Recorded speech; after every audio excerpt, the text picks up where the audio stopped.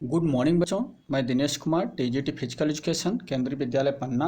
आज की क्लास में आपका स्वागत है। तो बच्चों, जैसा कि आपको पता है कि हम खो खो के अंतर्गत पढ़ रहे हैं, तो खो खो के अंतर्गत आज हम पढ़ेंगे खो खो की टर्मिनोलॉजी। तो टर्मिनोलॉजी के अंतर्गत जो शब्द आते हैं वो ऐसे हैं: runners, free zone, cross lane, chase, active chaser, square, typing, trapping. तो इन शब्दों को हम व्याख्या करके आपको बताएंगे, जो इस प्रकार है। चेजर्स, जो चेजर्स होते हैं वे खिलाड़ी होते हैं जो स्क्वायर में बैठते हैं, वे चेजर कहलाते हैं। जो हमारा स्क्वायर होता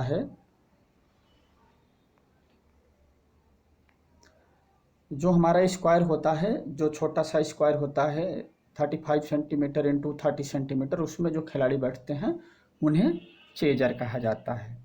अगला पॉइंट है रनर्स। रनर्स कौन होते हैं? रनर्स वे खिलाड़ी होते हैं जिनका एक्टिव चेजर द्वारा पीछा किया जाता है। वह चेजर उनको छूना या टाइप करना चाहता है। तो इसको हम आपको बताना चाहते हैं बच्चों कि जो हमारा है रनर्स वे खिलाड़ी होते हैं जिनको एक्टिव चेजर द्वारा पीछा किया जाता है। एक्टिव चेजर कौन है? हमारे खेल में 9 खिलाड़ी होते हैं। खो खो में पूरे टीम में 12 खिलाड़ी होते हैं। 9 खिलाड़ी खेलते हैं और 3 एक्स्ट्रा बैठे रहते हैं। तो जो 9 खिलाड़ी खेलते हैं तो 8 स्क्वायर में बैठेंगे। एक जो पोल के पास खड़ा रहेगा उसको एक्टिव चेजर कहते हैं। वही वो रनर्स को क्या कहते हैं, टच करता है। तो इसमें दिया है रनर्स वे होते हैं जिनका एक्टिव चेजर पीछा। रनर्स तो जो 3-3 करके ये आएंगे कोर्ट में एक साथ, और उनको जो टच करेगा वो कौन है? एक्टिव चेजर कहते हैं उसको। एक्टिव चेजर द्वारा वह चेजर उनको छूना या टाइप करना करता है। नीचे दिया है 3 नंबर में एक्टिव चेजर। एक्टिव चेजर कौन है? एक्टिव चेजर वह खिलाड़ी होता है जो रनर्स को आउट करने के लिए उनका पीछा करता है। मीन्स जो 9 खिलाड़ी हमारे एक टीम में है, 8 स्क्वायर में बैठे हुए हैं। 9वां खिलाड़ी जो पोल पर है वो रनर्स को टच करने वाला खिलाड़ी को एक्टिव चेजर्स कहते हैं। स्क्वायर में यह चेजर्स के बैठने का स्थान है। स्क्वायर जो है, जो बॉक्स है 35 इंटू 30, वो हमारा क्या है? स्क्वायर है। फेक खो क्या होता है? खो देने का बहाना करना लेकिन वास्तव में ऐसा ना करना, इसे फेक खो कहते हैं। मीन्स अपोनेंट को डाज देना होता है, जिसमें खो देने की एक्टिंग करते हैं लेकिन खो नहीं देते हैं, जिससे कि रनर्स चकमा खा जाए।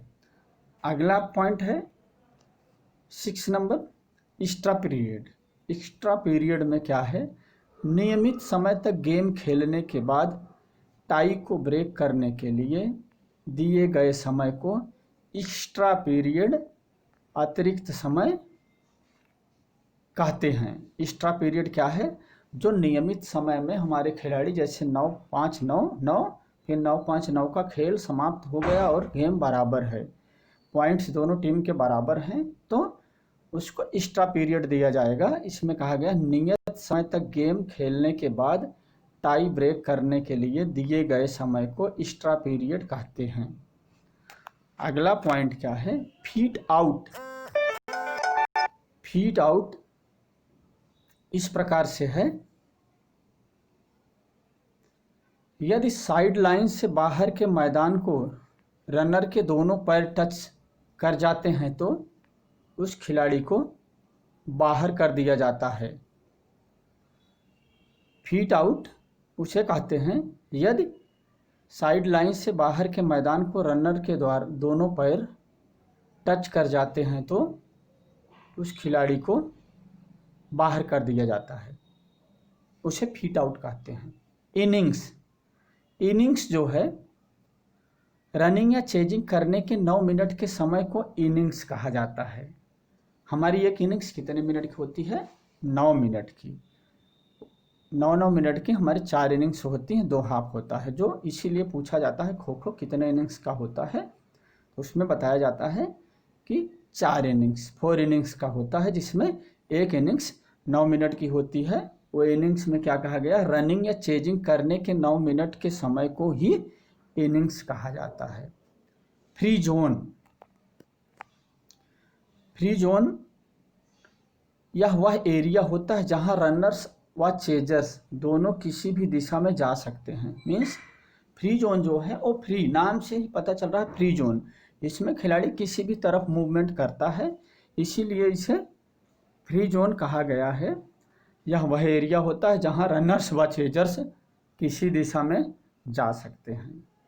अगला पॉइंट है, अगली हेडिंग जो हमारी है, महत्वपूर्ण टूर्नामेंट, इम्पॉर्टेंस टूर्नामेंट। जो टूर्नामेंट्स हैं खो खो के वो कौन कौन से हैं उसको बताया गया है। इसमें है federation cup, Nehru gold cup, राष्ट्रीय खो खो चैंपियन, अंतर विश्वविद्यालय चैंपियन,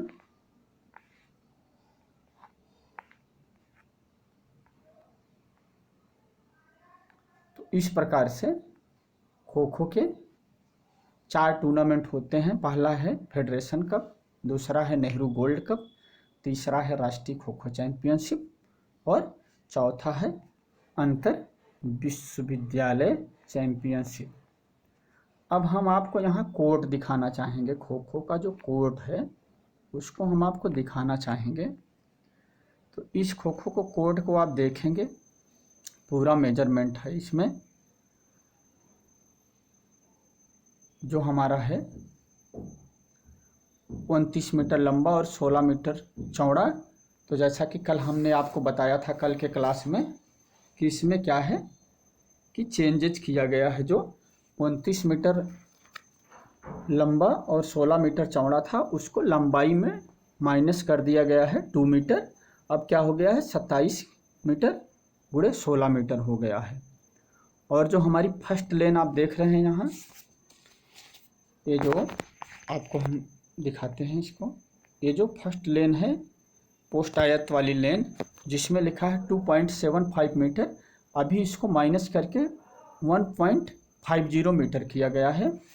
और जो 30 × 30 सेंटीमीटर के स्क्वायर दिख रहे हैं वर्ग, ये जो 30 सेंटीमीटर 30 × 30 सेंटीमीटर के स्क्वायर दिख रहे हैं, इसमें 35 × 30 सेंटीमीटर कर दिया गया है। 35 जो बढ़ाया गया है वो पोल टू पोल की तरफ, और जो हमारा चौड़ाई की तरफ है वो सेम है। तो इस प्रकार से हमारा खो खो का कोड है। जो पोस्ट पोल हैं, जो पोस्ट के बारे में बताया गया है, पोस्ट की ज़मीन से ऊंचाई होगी 1 मीटर 20 सेंटीमीटर। जो हमारे पोल लगते हैं लास्ट लाइन पे फ्री जोन के लेन में, वो 1.50 मीटर। ये आपको हम दिखा देना चाहते हैं कि जो हमारा 2.75 मीटर पहली लेन से पोल का है, ये पहले फ्री जोन था, अब भी फ्री जोन है, लेकिन इसमें क्या किया गया है, अब 1.50 मीटर का कर दिया गया है। अगला जो पॉइंट है इसमें है 2.50 मीटर, ये सेम है।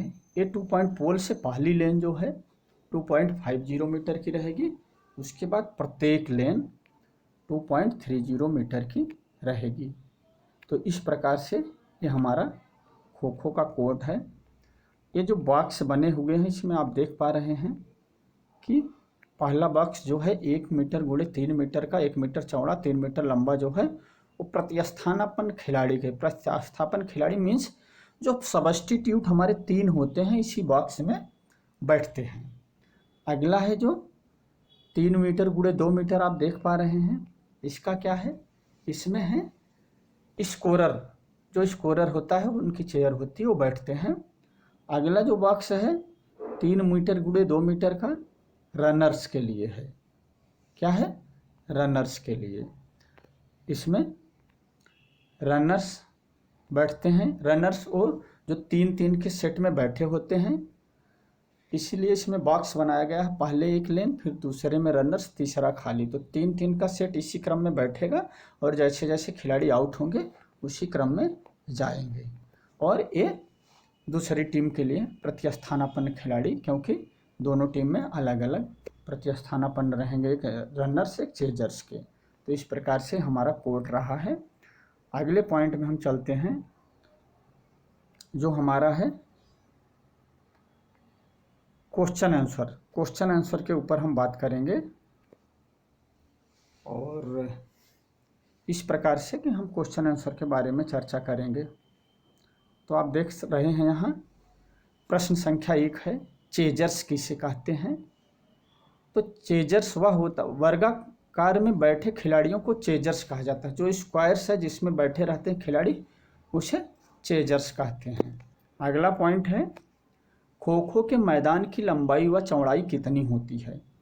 तो इसमें जैसे कि आप देख रहे हैं बुक में जो प्रिंट है पहले से, वो है 29 × 16 मीटर है, जबकि मैंने बाद में इसको पेन से करेक्शन किया है, 27 × 16 है। मीन्स ये नया मेजरमेंट है। अगला जो पॉइंट है हमारा तीसरा नंबर है क्वेश्चन, वो है पोल्स की ऊंचाई। जैसा कि अभी हमने आपको बताया पोल्स की ऊंचाई कितनी होती है। ये होती है 1.20 मीटर से 1.25 मीटर। कितना, 1 मीटर 20 सेंटीमीटर से 1 मीटर 25 सेंटीमीटर तक। अगला जो पॉइंट है हमारा वो है वर्गों का आकार कितना होता है। जैसा कि मैंने बताया था, जो स्क्वायर्स हैं जिसमें खिलाड़ी बैठते हैं उनका आकार कितना होता है। तो 35 सेंटीमीटर इंटू 30 सेंटीमीटर। ये पहले 30 × 30 था, अभी लेटेस्ट रूल के अकॉर्डिंग ये 35 × 30 सेंटीमीटर कर दिया गया है। अगला पॉइंट है, खो खो के मैच में कितनी पारियां होती हैं। 2 पारियां होंगी, 9-9 मिनट की, 9-5-9 की एक पारी और 9-5-9 की एक पारी। तो इसे 2 पारियों में विभाजित किया गया है। अगला पॉइंट है, एक रनर के आउट होने पर कितने अंक मिलते हैं। 1 अंक, क्योंकि हर एक खिलाड़ी के लिए 1 अंक ही दिया जाता है। एक बार एक खिलाड़ी आउट होगा तो चेजर्स को 1 अंक मिलेगा, चेजर्स की टीम को। अगला पॉइंट जो है पोल की परिधि। जो पोल की परिधि है हमारी, जो खो खो पोल है उसकी परिधि बताया गया है 30 सेंटीमीटर से 40 सेंटीमीटर। तो इस प्रकार 30 सेंटीमीटर से 40 सेंटीमीटर पोल की परिधि होती है। अगला पॉइंट है, खो खो मैच में कितने अधिकारी ऑफिशियल्स होते हैं। तो बच्चों, जैसा कि मैंने आपको कल भी बताया था, जो हमारा कल का क्लास था लाइव क्लास, उसमें मैंने बताया था आपको कि 5 अधिकारी होते हैं, जिसमें 1 referee, 2 umpire, time keeper 1, scorer 1। तो इस प्रकार से 5 अधिकारी खो खो खेल के मैच का संचालन करते हैं। अगला पॉइंट है, खो खो के प्रसिद्ध खिलाड़ियों के नाम कौन कौन हैं। भावना परख, नीलिमा सरोलकर, सुषमा सरोलकर, उषा नागरकर, यश प्रकाश, बीना परव, सुरेखा कुलकर्णी, सुश्री शोभा नारायण आदि। ये सब खो खो के इंडियन प्लेयर हैं, जो कि अच्छे स्तर पर ये खो खो खेल चुके हैं। अगला पॉइंट है हमारा, खो खो टीम में कितने खिलाड़ी होते हैं। तो खो खो में कुल 12 खिलाड़ी होते हैं। जैसा कि मैंने पहले बताया आपकी, खो खो की एक टीम में 12 खिलाड़ी होते हैं और 9 खिलाड़ी खेलते हैं, 3 खिलाड़ी अतिरिक्त होते हैं। तो इस प्रकार से 12 खिलाड़ियों की खो खो की एक टीम बनती है, जिसमें 3 खिलाड़ी एक्स्ट्रा होते हैं सब्स्टिट्यूट, और 9 खिलाड़ी खेलते हैं। अगला पॉइंट है, खो खो मैच का समय कितना होता है। तो आप इसमें देखेंगे बहुत बढ़िया से लिखा गया है खो खो मैच का समय। खो खो में 9-5-9 मिनट का समय होता है, अर्थात 9 मिनट की 2 पारियां होती हैं तथा बीच में 5 मिनट का मध्यांतर होता है। लेकिन 2 पारियों के बाद मध्यांतर 9 मिनट का होता है। तो कुल समय कितना हुआ 55 मिनट। इसको हम आपको अच्छे से समझाना चाहते हैं। खो खो में 9 5 9 9 5 9 9, तो आप इस हिसाब से देखेंगे जैसे कि पहली टीम, दोनों टीम का टॉस हुआ, एक टीम चेज करेगी, एक टीम रन करेगी। जो टीम चेज करेगी वो पहले 9 मिनट के लिए कोर्ट में बैठेगी और 9 मिनट के लिए चेज रनर्स आएंगे। एक इनिंग्स हुई 9 मिनट की, 5 मिनट का ब्रेक होगा, फिर वही टीम आएगी बैठेगी, 9 मिनट का खेल फिर होगा।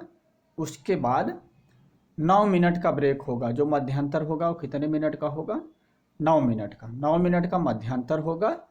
उसके बाद फिर जब 9 मिनट के बाद खेलने आएगी टीम, तो जो अगला 9 मिनट खेलेगी, फिर जो रनर्स थे वो चेज करेंगे, वो 9 मिनट के लिए चेज करेंगे, फिर 5 मिनट के लिए ब्रेक होगा, फिर 9 मिनट चेज करेंगे, उसके बाद गेम ओवर होगा।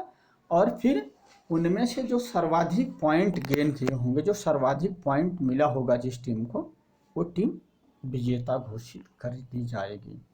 अगला प्रश्न है, क्या चेजर्स दिए गए समय से पहले अपनी टर्न समाप्त कर सकते हैं? हाँ, इसमें ये कहा गया है कि हाँ कर सकते हैं। इसके लिए टीम के कैप्टन को, रेफरी को बताना पड़ता है।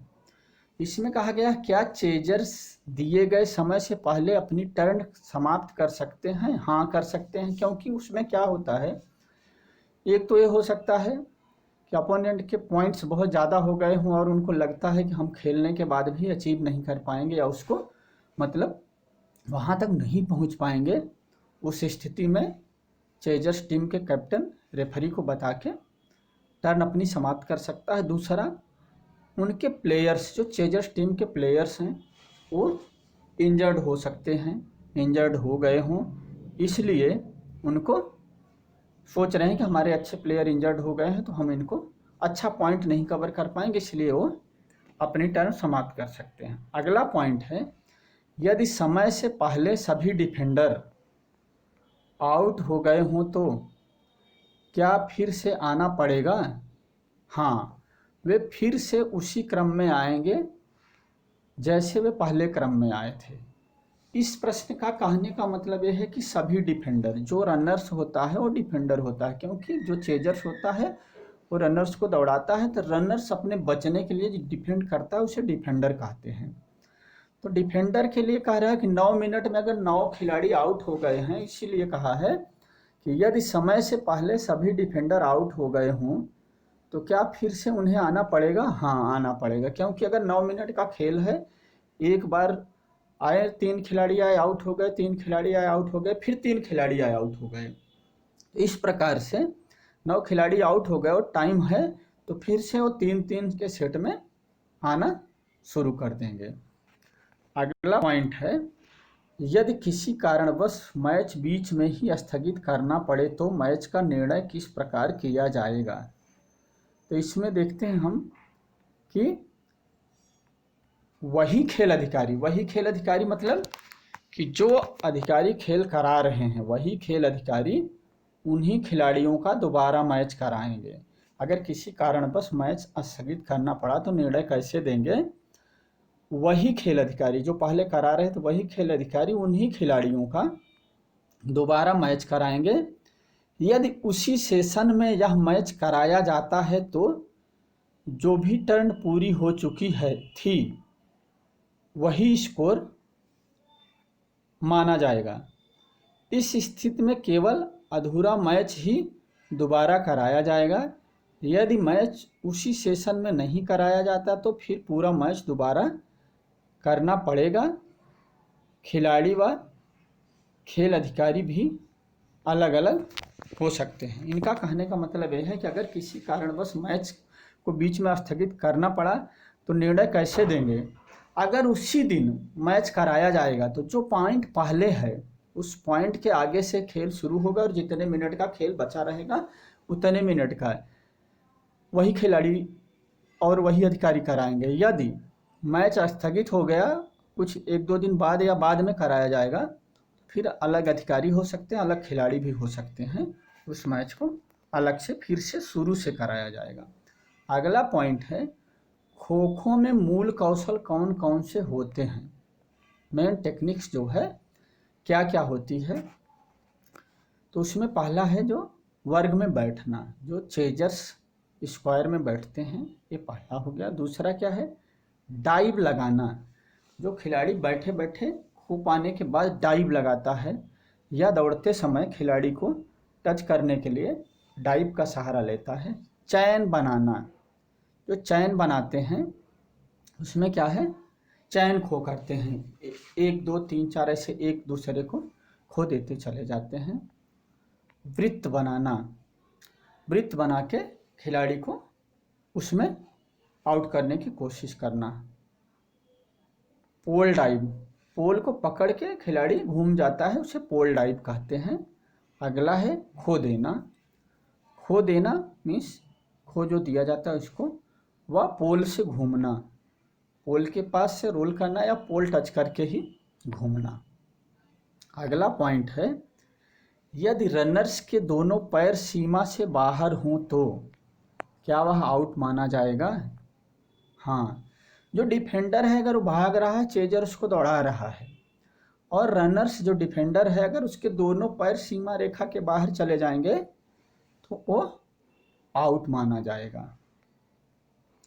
अगला पॉइंट है, क्या कोई रनर्स किसी बैठे हुए चेजर्स को छू सकता है। हाँ, नहीं, एक मिनट, क्या कोई रनर्स बैठे हुए चेजर को छू सकता है। नहीं, कोई भी रनर्स किसी बैठे हुए चेजर्स को नहीं छू सकता। यदि वह ऐसा करता है तो रेफरी उसे चेतावनी देता है, यदि वह फिर से ऐसा करता है तो उसे आउट माना जाएगा। इसको हम आपको बताना चाहते हैं कि इसमें क्वेश्चन में कहा गया क्या कोई रनर्स किसी बैठे हुए चेजर को छू सकता है, नहीं छू सकता। क्यों नहीं छू सकता, कोई भी रनर्स किसी बैठे हुए चेजर्स को छुएगा तो उसे पहले रेफरी द्वारा वार्निंग दी जाएगी, मीन्स ग्रीन कार्ड दिखाया जाएगा कि आप ये गलत काम कर रहे हैं, ऐसा नहीं करना है। और अगर वो फिर से वही कार्य करता है तो उसे रेड कार्ड दिखा